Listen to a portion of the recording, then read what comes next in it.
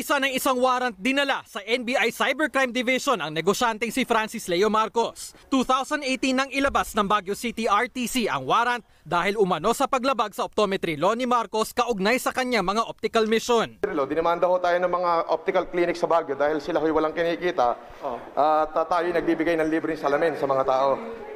2010 pa ho yan. Bakit daw kayo kinasuhan, sir? Ay, wala nga ho silang kinikita.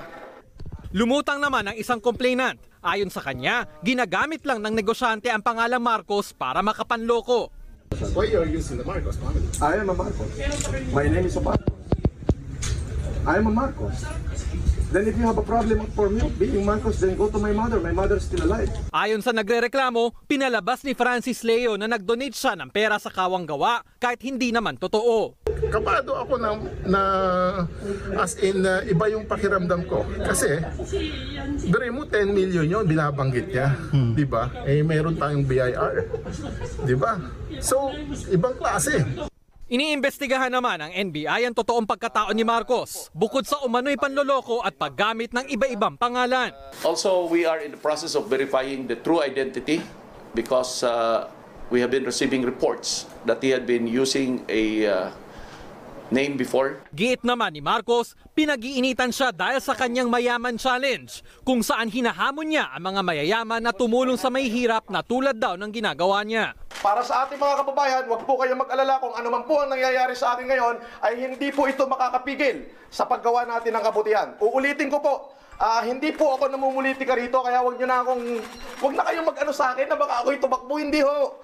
Kulong si Marcos matapos lumabas ang iba pang warrant laban sa kanya. May panonoorin tayo. Napanood mo na ba to? I was just calling you, Casper. Sa totoo lang, medyo may awa pa rin ako sa'yo. Okay? Now, ayaw kitang madamay kay Gusgusin. So, binibigyan kita ng 48 hours. Yeah. 2 days, Casper. Seryoso na ako. Kapag ikaw hindi umalis kay Norman Gusgusin at hindi ka lumipat sa akin, magiging malungkot ang Pasko mo. Wow, pare! May pagbabanta si Makabaho! Yun ang maliwanag na pagbabanta. Oo, boss.